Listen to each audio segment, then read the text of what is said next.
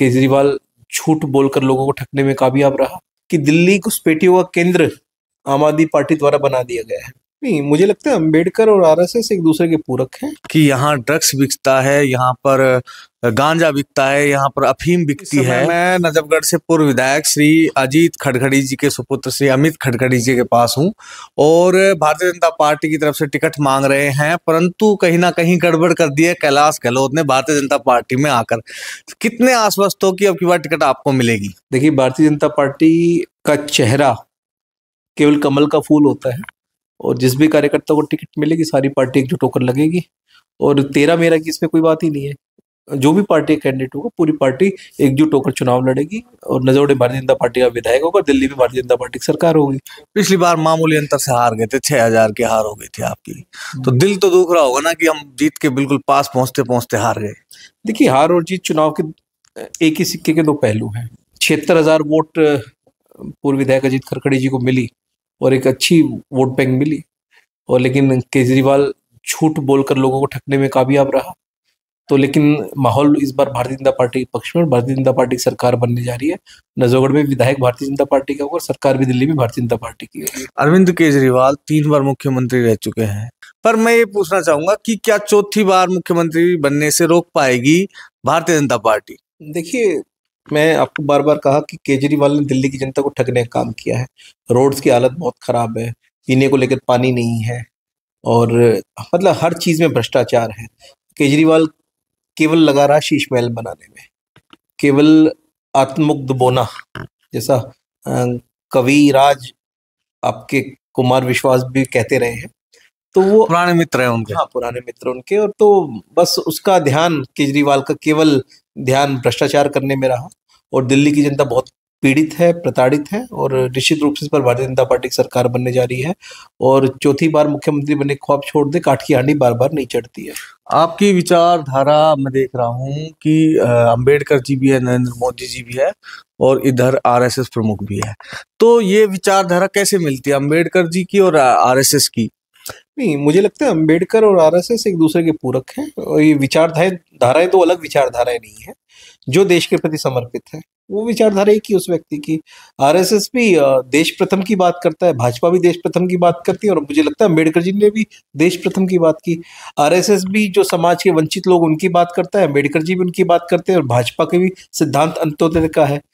पंक्ति में खड़े अंतिम व्यक्ति तक सरकार की योजनाएं पहुंचे, वही भाजपा का सिद्धांत है। तो तीनों के सिद्धांत एक ही है। कैलाश गहलोत जी आने के बाद क्या आपका जो दावा था टिकट लेने का वो कमजोर हुआ है क्या? देखिए, ये दावे ना दावे, टिकट किसको मिलेगी, ये भारतीय जनता पार्टी की प्रत्येक कार्यकर्ता के लिए गौण मुद्दे हैं। आज मुद्दा जो सबसे बड़ा है वो है कि दिल्ली की जनता को केजरीवाल के कुशासन से निजात मिले। उसके लिए भारतीय जनता पार्टी का एक एक कार्यकर्ता लगा हुआ है। टिकट ए को मिलेगी, बी को मिलेगी, सी को मिलेगी, मुझे नहीं पता। जिसको मिलेगी बहुत अच्छा कार्यकर्ता होगा, बहुत अच्छा कैंडिडेट होगा और मुझे लगता है कि सब कार्यकर्ता एकजुट होकर उसके लिए लगेंगे, चाहे वो टिकट किसी को भी मिले। भारतीय जनता पार्टी अब की बार किन मुद्दों को लेकर चुनावी मैदान में रहेगी, विशेषकर नजफगढ़ के मुद्दे की हम बात करें तो? डेवलपमेंट और केजरीवाल का कुशासन, ये दो मुद्दे निश्चित रूप से बहुत मुखरता से आपको इस चुनाव में देखने को मिलेंगे। नरेंद्र मोदी की नीतियों के साथ दिल्ली चलेगी और विकास की नीतियों पर दिल्ली चलेगी और केजरीवाल की कुशासन से आजिज दिल्ली की जनता आ चुकी है और निश्चित रूप से भारतीय जनता पार्टी का विधायक भी होगा और भारतीय जनता पार्टी की सरकार भी होगी। 2014 और 19 के चुनाव में नरेंद्र मोदी हमेशा बीजेपी की अगर मैं बात करूं तो क्लीन स्वीप करती है सांसदी के तौर पर, एमपी के तौर पर, लेकिन वही विधानसभा के अंदर जाने के बाद हार जाती है। ऐसा क्यों होता है? देखिए, विधानसभा चुनाव और लोकसभा चुनाव में दोनों का लड़ने का तरीका अलग होता है। कहीं ना कहीं दिल्ली की जनता ने देश को देखते हुए, देश की सुरक्षा को देखते हुए, देश के विकास को देखते हुए मैंडेट नरेंद्र मोदी जी को दिया। जब दिल्ली की बात आई तो केजरीवाल उनको बरगलाने में कामयाब रहा और कहीं ना कहीं झूठ बोलकर दिल्ली की जनता को ठगने में कामयाब रहा। लेकिन इस बार स्थितियां उलट है, दिल्ली की जनता उनका असली चेहरा जान चुकी है। आज 2100 रुपए की दिल्ली में बात करें भाई, वो तो केजरीवाल जैसा। लेकिन मैं कहना चाहूंगा कि पंजाब में आपकी सरकार को 3 साल हो गए हैं। आपने पंजाब में 1100 रुपये प्रत्येक बहन को देने का वादा किया था, आज तक 98 भी उनके अकाउंट में नहीं पहुंची है। तो जाके उन बहनों को जवाब दीजिए पहले, पंजाब की बहनों को, वो आज तक आपके पैसा अकाउंट में आने की बाट जो रही है। अमित भाई, एक अंतिम है, वास्तविक रूप से अब अंतिम सवाल है।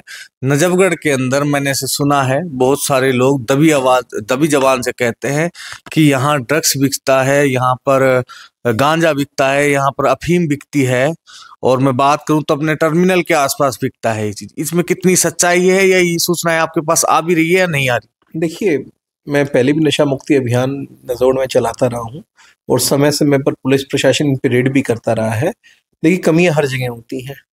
और जो भी क्रिमिनल लोग हैं वो अपना क्राइम करते हैं, लेकिन काफ़ी चीज़ों में दिल्ली में केंद्र में जब सरकार आई भारतीय जनता पार्टी, काफ़ी चीज़ों में सुधार हुआ है। लेकिन जिस प्रकार रूप से रोक नहीं आई, जिस प्रकार से मैं बता रहा हूँ कि दिल्ली घुसपैठियों का केंद्र आम आदमी पार्टी द्वारा बना दिया गया है। अवैध बांग्लादेशी और रोहिंग्याओं की वोट ये लोग बना रहे हैं, उनके आधार कार्ड ये लोग बना रहे हैं, और पूरी तरह आम आदमी पार्टी उनको संरक्षण देने का काम कर रही है। तो ये लोग अधिकतर लोग क्राइम में इन्वॉल्व है, चाहे आप जिन क्राइम्स की बात वो कर रहे हैं, चाहे लूटमारी हो, चाहे झपटमारी हो, चाहे सेंधमारी हो, चाहे अवैध नशे बेचने का काम हो। तो निश्चित रूप से ये जो अवैध घुसपैठी है इस प्रकार के काम में इन्वॉल्व है, नो डाउट। और इसी वजह से पूरी दिल्ली में, केवल हमने अपने जोन में नहीं, पूरी दिल्ली में भारतीय जनता पार्टी ने इसके विरुद्ध अभियान चलाया हुआ है, और दिल्ली में भारतीय जनता पार्टी की सरकार बनेगी और इन सारी चीजों पर लगाम लगेगी। तो दोस्तों, ये थे मेरे साथ पूर्व विधायक अजीत सिंह खड़खड़ी के सुपुत्र अमित खड़खड़ी, और वर्तमान में ये नजफगढ़ जोन से चेयरमैन है। मिलते हैं हम अगली वीडियो में, तब तक जय हिंद, जय भारत।